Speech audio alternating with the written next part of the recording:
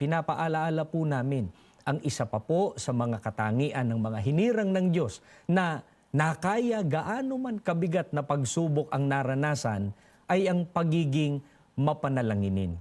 Gaya ng mababasa natin sa unang Pedro 3:12.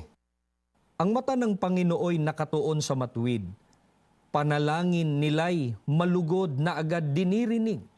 Ngunit tuwing makikita ang sa taong gawang lihis, yaong banal niyang mukha sa puot ay nagngingit-ngit.